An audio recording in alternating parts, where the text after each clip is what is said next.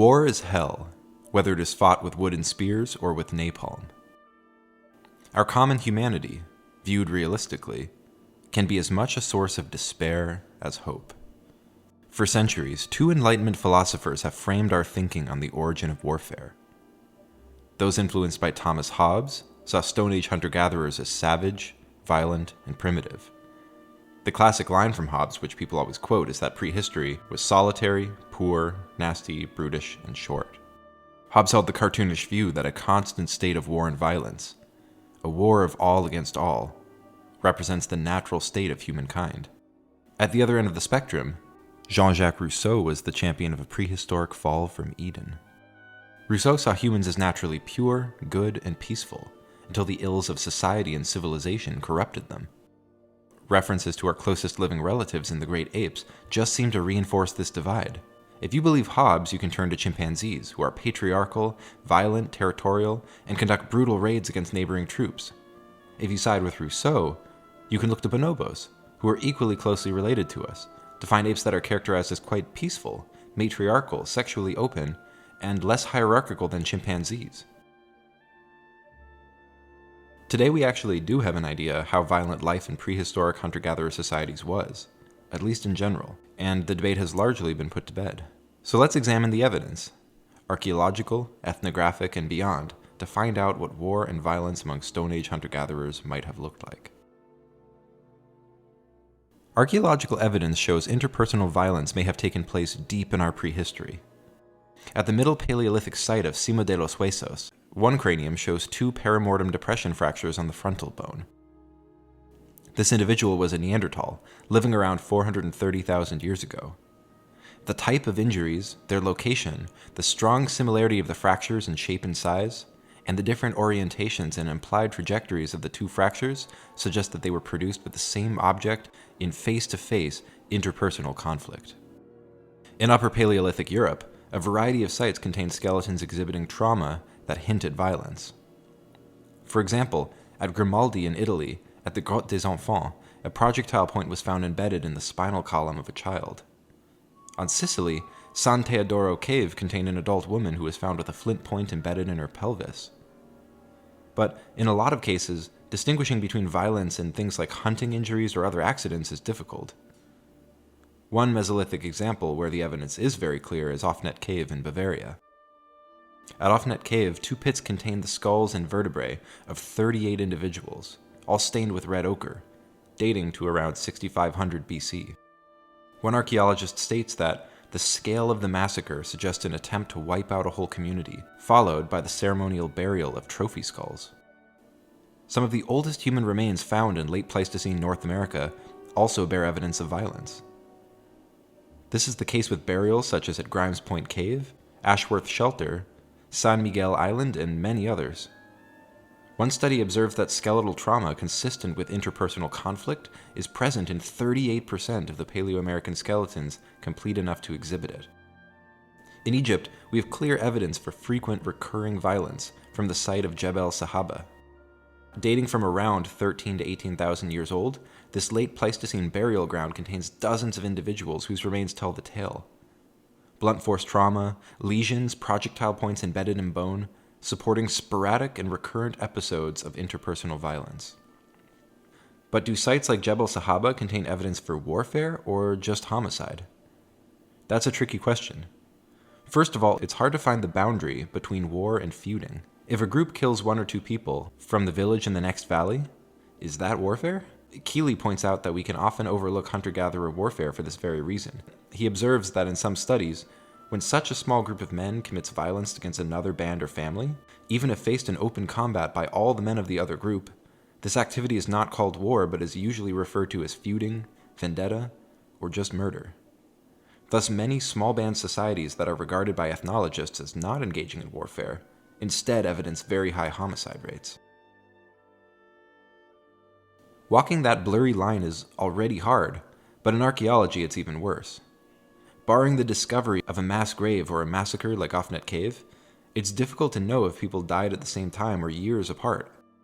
Given the struggle of distinguishing between individual and group violence using archaeological data, we're forced to turn to other lines of evidence.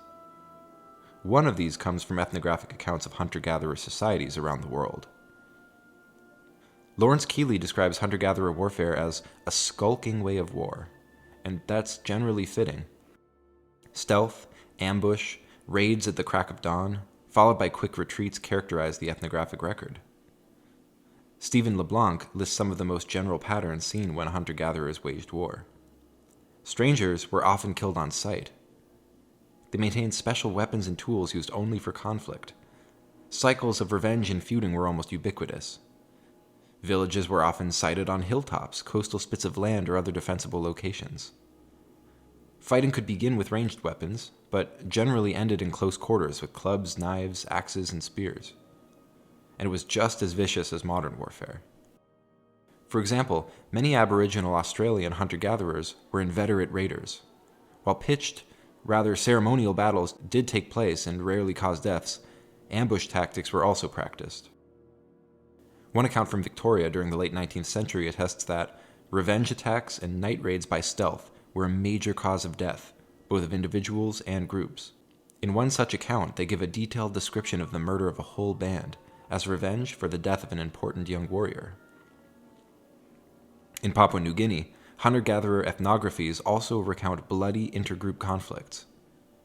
The forger societies known from Papua New Guinea were more sedentary than most, with high population densities.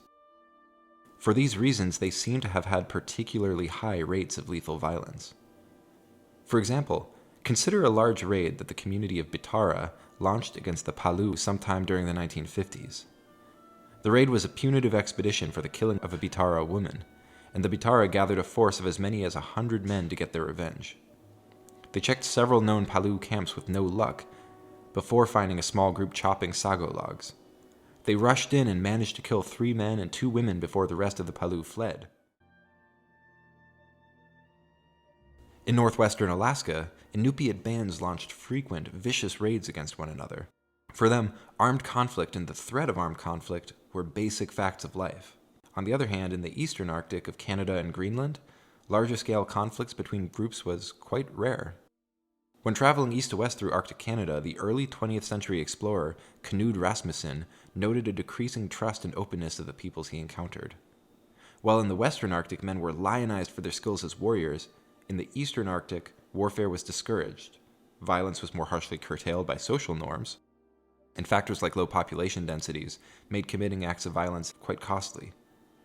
Two regions with a common heritage, culturally, linguistically, and genetically, with 2 very different rates of violence. So endemic warfare isn't inevitable. Cultural institutions can help mitigate our worst tendencies, and different factors like population density and resource scarcity can affect things too.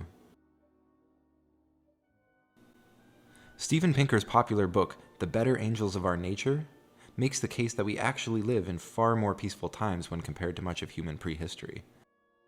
He has accused anthropologists of being too much like Rousseau, naively seeing hunter-gatherer groups as benign pacifists.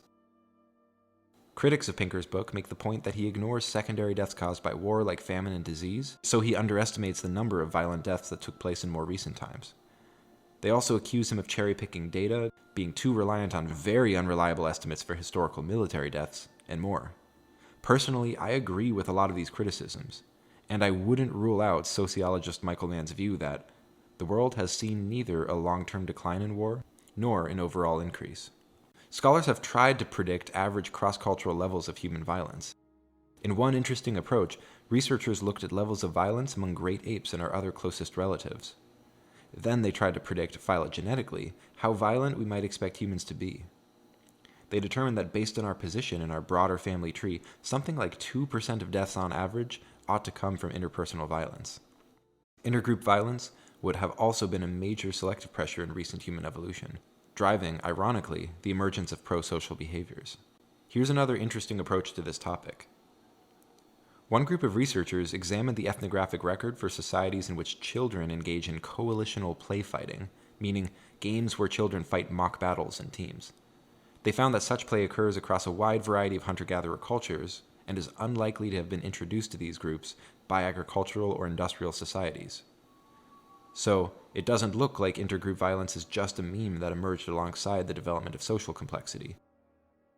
The authors argue that this instead is evidence humans have an inbuilt motivation to engage in play involving key motor patterns used in lethal raiding. The evidence definitely does not support Rousseau. There was no fall from a peaceful Eden. But, of course, it doesn't really support Hobbes either. We know that our Stone Age ancestors have been fighting each other since deep in our prehistory. But we also know that not all foraging societies were equally violent, and they certainly weren't engaged in a perpetual war of all against all. The more we look at ancient hunter-gatherers, the more we find ourselves looking back. After exploring war before civilization in search of something less terrible than the wars we know now, we merely arrive where we started.